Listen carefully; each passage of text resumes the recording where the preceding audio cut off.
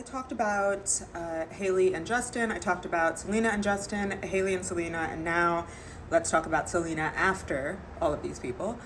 So Selena and Benny Blanco, what is going on there? Let's analyze it. And once again, this is an astrological perspective. I am a Vedic astrologer, so I'm following the sidereal system, but if you want to learn more about that, you can follow me. So essentially, Selena and Benny are kind of the definition of a relationship that is just easy, right? It's very different than what she had with Justin. It's very different than what she had with The Weeknd too, which I'll get into a bit later. But essentially, this is not as cinematic of a love. It's not psychically all-consuming, but that's the point. Because really, Selena has a heavy, poetic, kind of haunting chart, especially with that big Ashleisha cluster of her Venus conjunct her Mercury, her Lilith, and her Chiron. And so essentially, Benny offers her safety and clarity because he has an Ashwini Venus conjunct Jupiter. So it's very clean and it's simple, it's action oriented, it's straight to the point. She doesn't have to wonder where she stands with him because he would just tell you. She teaches him how to feel more, and then he teaches her that she doesn't need to bleed in order to be loved. He also has a functional kind of communication style. It's emotionally present because of his Mercury-Ceres conjunction in Dhanishta. And it matches her Mercury-Chiron conjunction in Ashleisha because she's used to words that cut and loop and then just disappear, right? And so his present, emotionally consistent communication style heals her inner child because she's used to feeling like her pain is too much for people, and he listens, but he doesn't just listen, he holds her and knows how to hold her without making her feel broken. And he still has a lot of karmic elements too. Don't get me wrong, his chart is not boring by any means. He has a Sun Rahu conjunction in Purva Bhadrapada, so it does have a little chaos in him, kind of a karmic ego, and also kind of a feeling of destiny at all times. And she still has her Pluto in Vishaka, so she kind of needs that edge. She would get bored if he was just a simple man.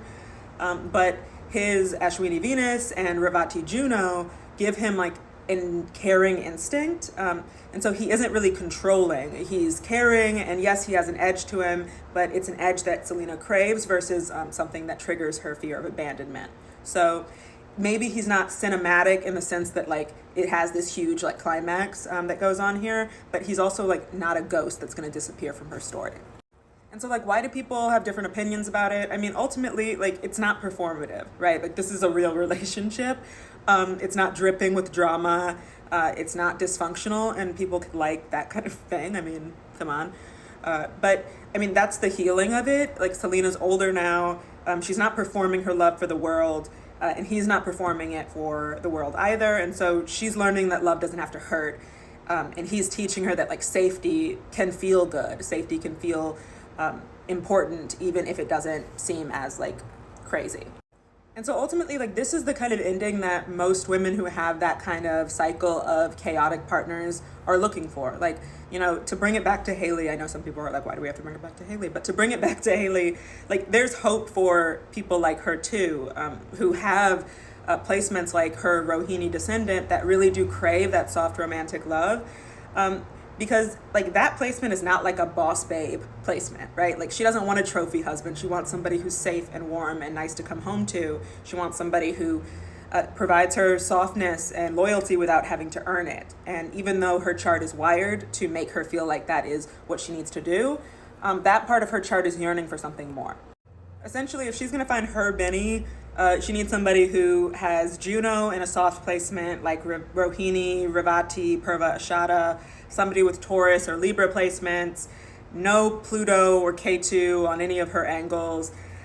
Because right now she's in a marriage where her Juno is conjunct K2 and Saturn. And right now she thinks suffering equals love. And then with his Pluto Rahu conjunction, along with his ascendant and K2 on her descendant, he's acting out old karma. He's not choosing her, and that's harming her. So the hope isn't just for Selena. It's that Haley and all other women who are in relationships like the one that she's in with Justin and the one that Selena was in with Justin realize they don't need to prove anything anymore. You can be the girl who stays and still deserve somebody who stays for you, and that you can stop surviving love and start imagining a life where love feels safe and it feels like coming home. So that is my analysis. Follow for more.